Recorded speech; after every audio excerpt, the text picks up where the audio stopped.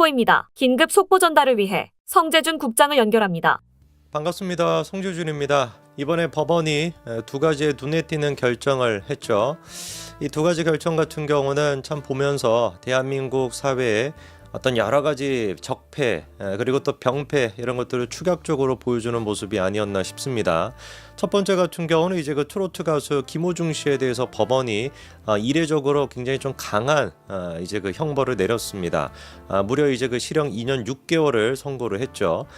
검찰 쪽에서는 3년 6개월을 구형을 했는데 법원이 2년 6개월을 선고를 했으니까 이례적으로 굉장히 좀 엄하게 봤다라고 해야 될 것 같고, 두 번째 같은 경우는 이재명 대표에 대한 그 생중계를 결국에 불허하기로 결정을 했습니다. 저는 이 두 가지가 이제 하루에 다 나오다 보니까 딱 보자마자 그런 생각이 들었어요. 진짜로 대한민국의 법이라고 하는 건 강자한테는 약하고 약자한테는 강하구나.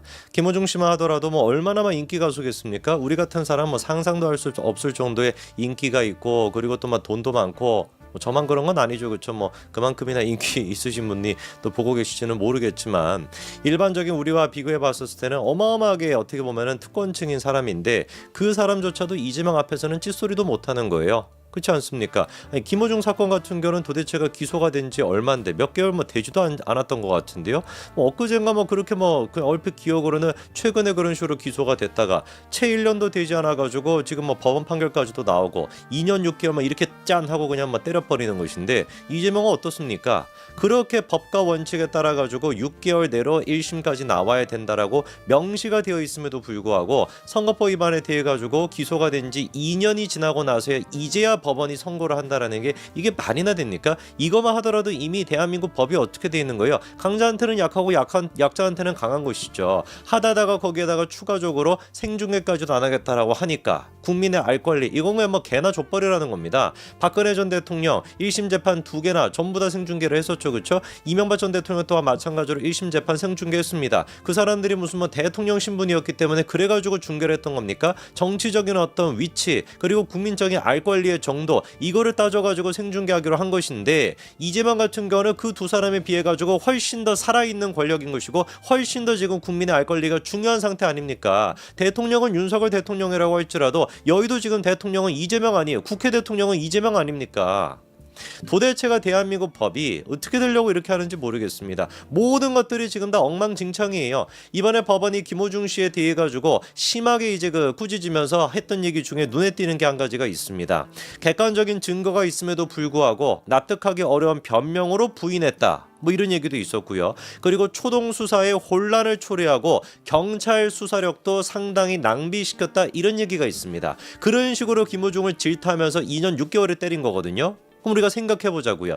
김호중이가 경찰 수사에 혼란을 줬다, 맞는 얘기죠, 그렇죠? 그런 식으로 증거인멸을 시도하고 실제로 했고 증거인멸도 하고 가짜로 매니저를 보내가지고 무슨 자기인 것처럼 그런 식으로 범죄를 갖다 실토하게끔 만든다든지 이렇게 했던 것이 초동 수사에 혼란을 준 거 맞습니다. 그렇게 해가지고 강력하게 처벌한 거 좋다 이거예요. 그러면 이재명은요? 그럼 문다혜는요? 얘네들은 어떻게 해야 되는 겁니까? 이재명 같은 경우는 툭 하면은 경찰의 지금 초동 수사를 무시하는 게 아니라 경찰 자체를 갖다가 무시하는 것이고, 검찰은 어떻습니까? 그냥 없애버리려고 하잖아요. 법원도 어떻습니까? 툭하면 법원을 갖다가 마비시키는 거 아니에요. 툭하면 단식 투쟁하는 것이고, 툭하면 무슨 국회를 핑계 대가지고 안 가고, 툭하면 무슨 선거 때문에 안 가겠다, 몇 번을 갖다 그런 식으로 법원을 마비시켰던 게 이재명 아닙니까? 문다혜도 똑같은 것이죠. 문다혜가 무슨 검찰의 압수수색에 대해 가지고 법원에서 발부한 그런 압수수색 영장이니까 내가 적극적으로 협조하겠습니까? 그랬습니까? 아니잖아요. 돌덩이 던지면 깨구리가 맞는다면 이딴 헛소리 나고 앉아 있으면서 페이스북에 글이나 싸지르고 있었지. 언제 도대체 검찰의 수사에 대해 가지고 제대로 협조를 했냐고요. 그 이후에 지금 오피스텔과 관련된 문제, 불법 오피스텔 그 문제, 불법 숙박업소와 관련된 문제, 그것도 다 마찬가지 아닙니까? 지켜보겠다라는 거예요. 그러니까 국민들이 지켜볼 수밖에 없는 것이죠. 김호중 같은 경우는 경찰 수사에 그렇게 혼란을 줬다라고 하는 이유로 엄하게 꾸짖었다라고 한다면, 이재명과 문다혜 같은 경우는 꾸짖는 수준이 아니라 저 박아야 되는 거 아니겠습니까? 정말 그런 식으로 엄중하게 꾸짖을지 지켜보자고요. 지금 문다혜가 보여주고 있는 모습도 김호중 씨의 케이스를 생각해 본다면 정말 이거는 뭐라고 해야 될까? 징역 정도로 끝나는 것이 아니라 이거 뭐 어떻게 해야 됩니까? 이거 아예 그냥 평생 못 나오게 만들어야 되나? 저는 그런 생각까지 들어요. 왜? 이번에도 어떻습니까? 검찰이 지금 문다혜의 그 문재인과 관련돼 있는 타이스타제 뇌물과 관련된 거 그거를 수사하겠다고 3번 가까이나 지금 그 참고인 조사를 요청했는데 3번을 다 거절했습니다. 그래가지고 검찰이 뭘 지금 요청했어요? 출장 가겠다, 출장. 우리가 가가지고 방문 조사를 하겠다. 방문 판매는 들어봤어도 방문 조사가 어디 있습니까 세상에. 일반 국민들 같은 경우는 검찰이 무슨 뭐 와가지고 검사가 와가지고 댁까지 찾아가가지고 맞춤 서비스로 우리가 조사해 드리겠습니다. 이 말이나 되는 겁니까? 방문 조사를 가겠다라고 했는데 그것도 문다혜가 거부했어요. 전화 통화로 조사하겠다 했는데 그것도 거부했습니다. 오로지 주장했던 거는 문다혜는 뭐만 받겠다라는 거예요. 이메일로 조사를 받겠다라는 거. 이메일로. 아니면 텔레그램으로 받겠다 하지 왜? 무슨 뭐 이메일로 조사. 이게 제정신인 여자입니까? 지난번에 박근혜 전 대통령 같은 경우도 탄핵 그 재판 때 기억나실 거예요. 탄핵 재판도 뭐 생중계가 됐었으니까 그때 당시 이제 나왔던 얘기가 뭐였습니까? 검찰 조사에 비협조적이었다 그거였어요. 기억나시죠? 그렇죠? 참고인 조사 법적으로 갈 필요가 없음에도 불구하고 그거를 안 갔다라 그래서 그것 때문에 탄핵 사유가 됐고 실제로 그 부분에 대해서 탄핵 그 헌재관이 읽기까지도 하지 않았습니까? 검찰이 수사를 하려고 했는데 그거를 거부했다, 못 들어오겠다 뭐 이런 식으로 그것도 다 공개했잖아요. 문다혜는 어떤 식으로 할지 한번 보자고요. 박근혜 전 대통령 같은 경우는 참고인 조사를 거절했다는 이유로 탄핵 소유의 그 이유가 됐었는데 문다혜 같은 경우는 과연 이런 식으로 개막장기를 지금 보여주고 있는데 어떤 식으로 법원이 질타할지 한번 지켜보자고요. 끝까지 그래가지고 서면 조사를 요구하고 있다 보니까 검찰 입장에서는 서면 조사 이거만 할 수가 있겠습니까? 아니 이메일로 그거 조사받겠다라고 한다면 그걸 문다혜가 지금 쓰고 있는 것인지 아니면 문재인이가 쓰고 있는 것인지 무슨 뭐 탁현민이가 쓰는 것인지 그거 어떻게 구분할 수가 있겠어요? 당연히 서면 조사로는 할 수가 없는 겁니다. 그래서 내린 결론이 뭐다? 패싱이다, 패싱. 저는 대한민국 법이 뭐 이 모양 이 꼴인지 모르겠습니다. 일반 국민들도 앞으로 가면 패싱하면 되겠네요. 검찰이 참고인 조사 와라라고 했었을 때 나 안 가도 되지 뭐. 문다혜도 안 갔는데 왜? 저도 마찬가지로 방문 조사해주세요. 저도 마찬가지로 유선 조사해주세요. 이러면 되겠네요. 저도 나중에 한번 그렇게 해볼까요? 바로 무슨 뭐 압수영장 같은 거 떨어져가지고 어디 막 질질 끌려가지 않겠습니까? 문다혜에 대해서는 왜 이렇게 특혜가 있을 수가 있는 것이고 왜 이재명에 대해서는 그렇게 특혜가 있을 수가 있습니까? 김호중 같은 경우는 특혜는커녕 그런 식으로 다 그냥 법대로 처리가 되는 것인데 왜 문다혜랑 이재명 같은 경우는 이런 식으로 법원이 봐주기로 할 수가 있는 거냐고요.